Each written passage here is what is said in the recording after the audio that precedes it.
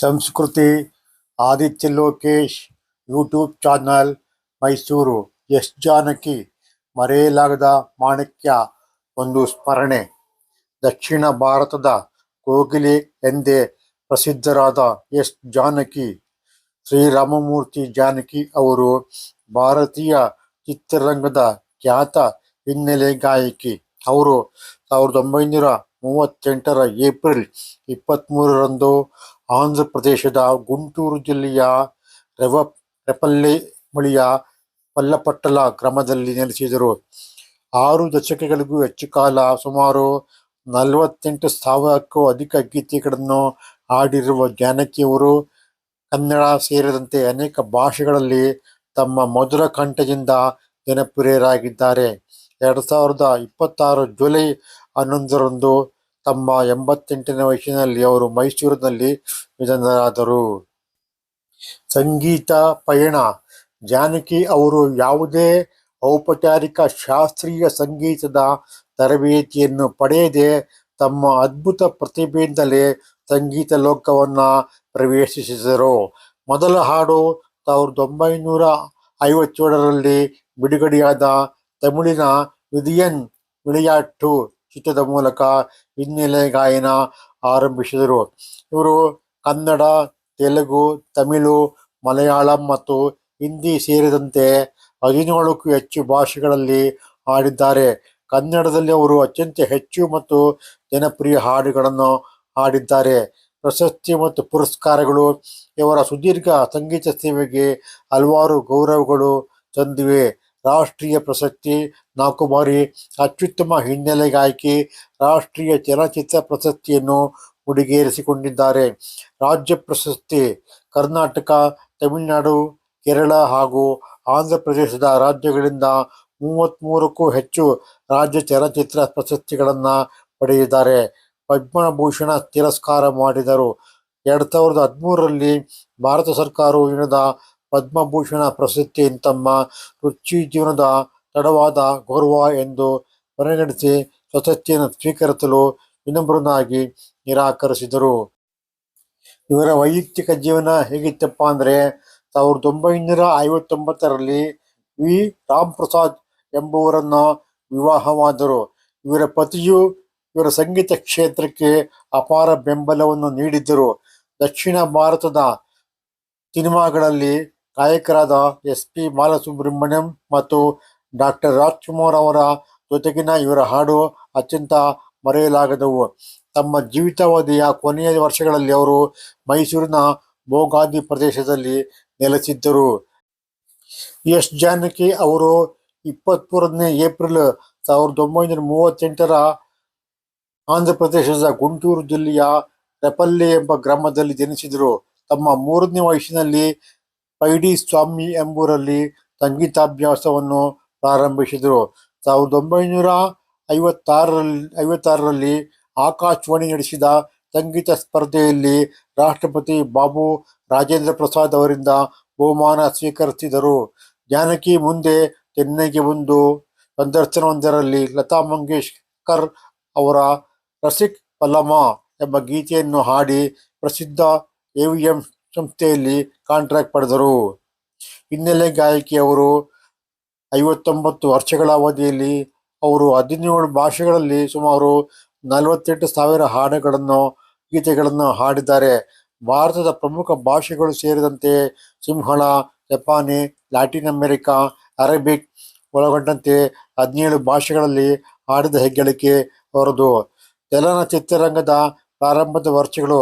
1957ರಲ್ಲಿ ಪ್ರಸಿದ್ಧ ಸಂಗೀತ ನಿರ್ದೇಶಕ ಟಿ. ಚಲಪತಿ ರಾವ್ ಅವರು ತಮಿಳಿನ ವಿಧಿಯನ್ ವಿளையாட்டு ಅವರ ಹಾಡಿದ ಪ್ರಥಮ ಚಿತ್ರಗೀತೆ. ಮುಂದೆ ತೆಲುಗಿನ ಎಂಎಲ್ಎ, ಕನ್ನಡದ ಕೃಷ್ಣಗಾರುಡಿ ಇವೆಲ್ಲ ಒಂದಾದ ನಂತರ ಒಂದೊಂದರಂತೆ ಹರಿದು ಬರಲು ಪ್ರಾರಂಭವಾಯಿತು. ಮಲಯಾಳಂ ಚಿತ್ರದ ಕೂಡ ಹಾಡಲು ಪ್ರಾರಂಭಿಸಿದರು. ಹೀಗೆ ಅವರು ಕನ್ನಡ, ದಕ್ಷಿಣ ಭಾರತದ ಎಲ್ಲ ಪ್ರಧಾನ ಭಾಷೆಗಳಲ್ಲಿ ಗಾಯಕಿಯಾದರು. ಜೊತೆಗೆ ಹಿಂದಿಯನ್ನೊಳಗೊಂಡಂತೆ ಭಾರತದ ಬಹಳಷ್ಟು ಭಾಷೆಗಳಲ್ಲಿ ತಮ್ಮ ಗಾಯನ ಮಾಧುರ್ಯವನ್ನು ಸವಿಯನ್ನು ಬಿತ್ತರಿಸಿದರು. ತಮಿಳಿನಲ್ಲಿ 1958ರ ಸುಮಾರಿನಲ್ಲಿ ಅವರು ಹಾಡಿದ ಸಿಂಗಾರವೇಲನೆ ದೇವಾ ಎಂಬ ಮಹಾ ನಾದಸ್ವರ ವಿದ್ವಾನ್ ಅರುಣಾಚಲಂ ಅವರ ನಾದಸ್ವರದೊಂದಿಗೆ ಮೇಳೈಸಿ ಹಾಡಿದ ಗೀತೆ ಪ್ರಾರಂಭ ವರ್ಷಗಳಲ್ಲಿ ಅವರು ಹಾಡಿದ ಅಪ್ರತಿಮ ಕಾಯುಕೆ ಎಂದು ಇಡೀ ದೇಶ ಗುರುತಿಸುವಂತೆ ಮಾಡಿತು. ಕನ್ನಡ ಸ್ಥಿತ ಹೇಮಾವತಿಯಲ್ಲಿ ಅವರು ಹಾಡಿದಿರುವ ಶಿವ ಶಿವ ಎನ್ನದ ನಾಲಿಗೆಯೇಕೆ ಎಂಬ ಅನನ್ಯ ಗೀತೆಯು ಇಡೀ ಭಾರತ ದೇಶದ ಅತ್ಯಂತ ತ್ರಾಸದಾಯಕ ಗೀತೆ ಎಂದೆನಿಸಿದೆ. ಜಾನಕಿ ಅವರು ಈ ಹಾಡು ನನ್ನ ಸಂಗೀತ ಜೀವನದಲ್ಲಿ ಭಯಪಟ್ಟು ಹಾಡಿದ ಹಾಡು, ಮತ್ತೆ ಹಾಡಲು ಆಗದು ಎಂದು ಹೇಳುತ್ತಾರೆ. ಅನಂತರ ಅವರು ಹಾಡಿರುವ ಗೀತೆಗಳ ಸಂಖ್ಯೆ 48,000ಕ್ಕೂ ಮೀರಿದೆ. ತಾನು ಹಾಡುವುದೇ ಇಲ್ಲ, ಆತನ ಕಾಯಕವುದು. ಒಮ್ಮೆ ಒಂದು ಸಂದರ್ಶನದಲ್ಲಿ ಅವರೊಂದಿಗೆ ಬಹಳಷ್ಟು ವರ್ಷಗಳವರೆಗೆ ಹಾಡುತ್ತಾ ಬಂದಿರುವ ಎಸ್ ಪಿ ಬಾಲಸುಬ್ರಹ್ಮಣ್ಯಂ ಹೇಳುತ್ತಿದ್ದರು, ನಮ್ಮ ಜಾನಕಮ್ಮ ಇದ್ದಾರಲ್ಲ, ಅವರು ಯಾವುದೇ ಗೀತೆಯನ್ನಾಗಲಿ ಒಂದೇ ಪ್ರಾರಂಭದಲ್ಲಿ ಕೇಳಿಕೊಳ್ಳುವ ರೀತಿ, ತಮ್ಮ ಉಸಿರನ್ನು ಅತ್ಯಂತ ಆಳವಾಗಿ ಗಾನಲಯದಲ್ಲಿ ತುಲಿತವಾಗಿ ಬೆರೆಸುವ ರೀತಿ ಇದೆಯಲ್ಲ, ಅದೊಂದು ಅಸಾಮಾನ್ಯವಾದ ಸಂಗತಿ. ಹಾಡುವ ಪ್ರಾರಂಭದಲ್ಲಿ ಯಾವುದೇ ಹಮ್ಮು ಬಿಮ್ಮುಗಳ, ಕೆಮ್ಮಿನ ಸಣ್ಣ ಆಚೆ ಈಚಿನ ಧ್ವನಿಯನ್ನು ಕೂಡ ಅವರು ಎಲ್ಲಿಯೂ ಉಂಟು ಮಾಡುವುದಿಲ್ಲ ಎಂಬ ಪ್ರತೀತಿ ಇದೆ. ಎಸ್ ಜಾನಕಿ ಹೇಳುತ್ತಾರೆ, ನಾನು ಯಾವುದೇ ವಿಶೇಷ ತಯಾರಿಗಳನ್ನಾಗಲಿ ಆರೈಕೆಗಳನ್ನಾಗಲಿ ನನ್ನ ಧ್ವನಿಗೆ ಮಾಡಿಕೊಳ್ಳುವುದಿಲ್ಲ. ಅವರು ಹೇಳುವ ಮತ್ತೊಂದು ಮಾತು ಅವರ ಎಲ್ಲ ಸಾಧನೆಗಳ ಗುಟ್ಟು. ಪರಮಾತ್ಮ ಶ್ರೀಕೃಷ್ಣ ಮತ್ತು ಶಿರಡಿ ಸಾಯಿಬಾಬಾ ಅವರ ಭಕ್ತರಾದ ಆಕೆ ಹೇಳುತ್ತಾರೆ, ನಾನು ಹೇಗೆ ಹಾಡುತ್ತೇನೆ ಗೊತ್ತೇ? ಸತ್ಯ ಹೇಳಬೇಕೆಂದರೆ ನಾನು ಹಾಡುವುದೇ ಇಲ್ಲ. ಶ್ರೀಕೃಷ್ಣ ನನ್ನ ಅಂತರಂಗದ ದೈವವಾದ ಆತನ ಕಾಯಕವದು. ಮನಮೋಹಕ ಗೀತೆಗಳು. ಎಸ್ ಜಾನಕಿ ಅವರ ಬಗ್ಗೆ ಹೇಳಬೇಕೆಂದರೆ ಮಹಾಸಾಗರದ ಆಳವನ್ನು ಅರಸ ಹೊರಟಂತೆ ಅವರು ಹಾಡುಗಳು ಬಗ್ಗೆ ಹೇಳುವಾಗ ಒಂದು ಕ್ಷಣಕ್ಕೆ ಒಂದು ನೆನಪುಗಳು ಹೇಳಬಹುದೇ ವಿರಹ ಅವರು ಹಾಡಿರುವ ಶ್ರೇಷ್ಠ ಗೀತೆಗಳ ಒಂದು ಸಣ್ಣ ಅಳತೆಯನ್ನು ಕೂಡ ನಾವು ಕ್ರಮಿಸಲಾರದೆವು.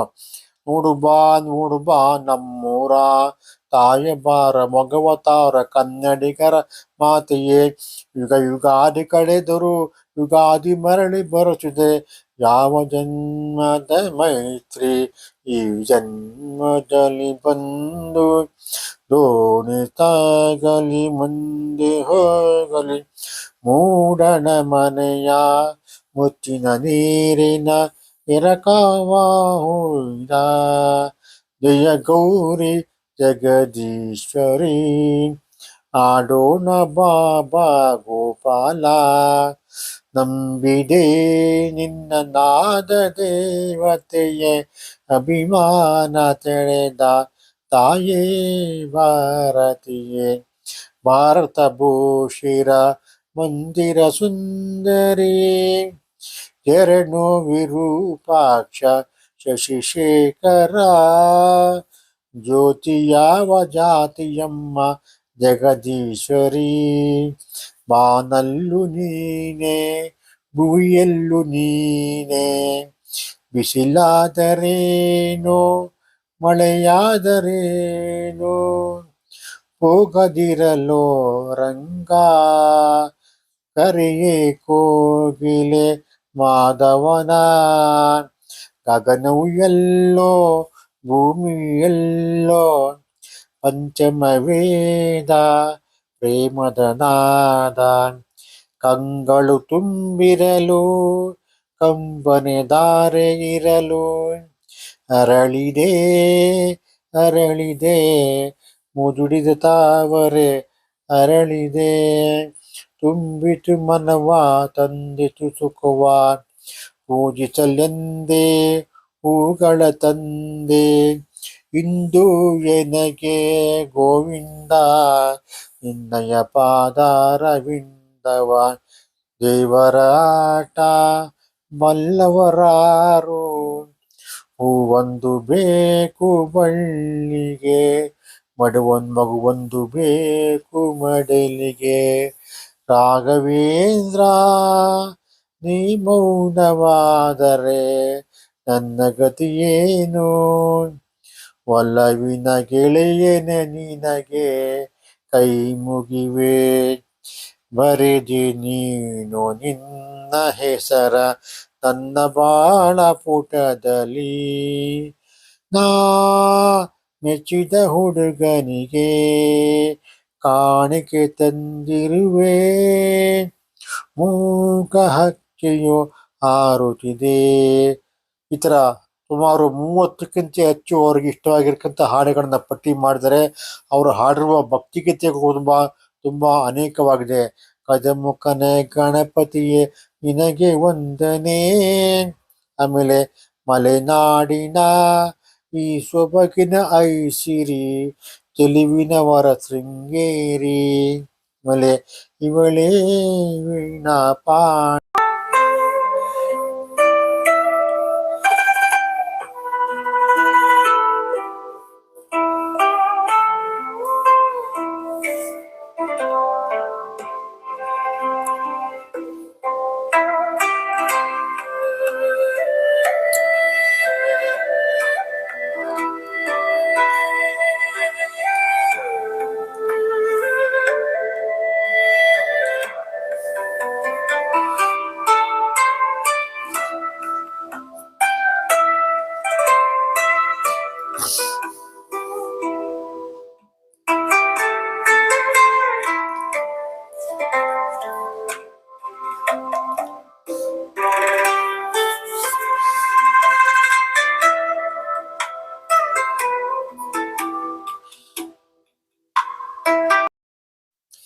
ಎಸ್ ಜಾನಕಿ ಅವರು ತಮ್ಮ 78ನೇ ವಯಸ್ಸಿನಲ್ಲಿ ಹಾಡುವುದನ್ನು ನಿಲ್ಲಿಸಿದರು. ಹಿರಿಯ ಗಾಯಕಿ ಎಸ್ ಜಾನಕಿ ಅವರು ತಮ್ಮ ಗಾಯನವನ್ನು ನಿಲ್ಲಿಸಲು ನಿರ್ಧರಿಸಿದರು. ಮಲಯಾಳದ 10 ಕಲ್ಪನಾಕಲ್ ಚಿತ್ರದ ಅಮ್ಮ ಪೋನುವಿನು ಗೀತೆ ಅವರ ವೃತ್ತಿ ಜೀವನದ ಕೊನೆ ಹಾಡಾಯಿತು.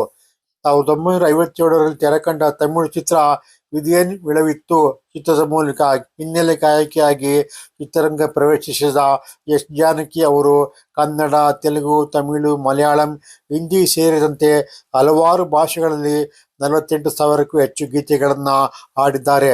ನನಗೆ ವಯಸ್ಸಾಯಿತು, ಈವರೆಗೆ ಹಲವು ಭಾಷೆಗಳಲ್ಲಿ ಹಾಡಿದ್ದೇನೆ, ನನಗೀಗ ವಿಶ್ರಾಂತಿ ಬೇಕಿದೆ, ನಾನು ಹಾಡುವುದನ್ನು ಇನ್ನು ನಿಲ್ಲಿಸುತ್ತೇನೆ ಎಂದು ಅವರು 78ನೇ ವಯಸ್ಸಿನಲ್ಲಿ ಹಾಡುವುದನ್ನು ನಿಲ್ಲಿಸಿದರು.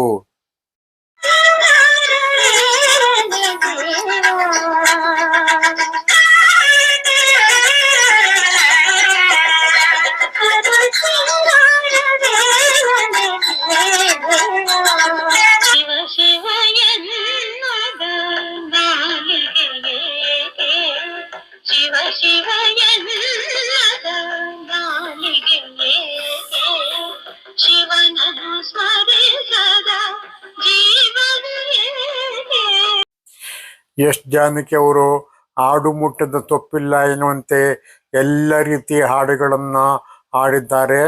ರಸಿಕರ ಕಿವಿಯನ್ನು ಇಂಪಾದ ಹಾಡುಗಳಿಂದ ಮನರಂಜನೆ ನೀಡಿದ್ದಾರೆ. ಅವರು ದಿನಾಂಕ 11 ಜುಲೈ 2026ರಂದು ವಿಧಿವಶರಾಗಿದ್ದಾರೆ. ಅವರಿಗೆ ಈ ಒಂದು ಶ್ರದ್ಧಾಂಜಲಿ ಕಾರ್ಯಕ್ರಮವಾಗಿ ಒಂದು ವಿಡಿಯೋವನ್ನು ಮಾಡಿದ್ದೀನಿ. ದಯಮಾಡಿ ಸಂಸ್ಕೃತಿ ಆದಿತ್ಯ ಲೋಕೇಶ್ ಯೂಟ್ಯೂಬ್ ಚಾನಲ್ಗೆ ಲೈಕ್ ಮಾಡಿ, ಶೇರ್ ಮಾಡಿ, ಸಬ್ಸ್ಕ್ರೈಬ್ ಮಾಡಿ, ಸಪೋರ್ಟ್ ಮಾಡಿ ಮತ್ತು ಬೆಲ್ ಐಕಾನ್ ಪ್ರೆಸ್ ಮಾಡೋದು ಮರಿಬೇಡಿ. ಎಸ್ ಜಾನಕಿ ಅವರ ಆತ್ಮಕ್ಕೆ ಭಗವಂತನು ಶಾಂತಿಯನ್ನು ಕೊಡಲಿ ಎಂದು ಈ ಮೂಲಕವಾಗಿ ಪ್ರಾರ್ಥಿಸುತ್ತೇನೆ.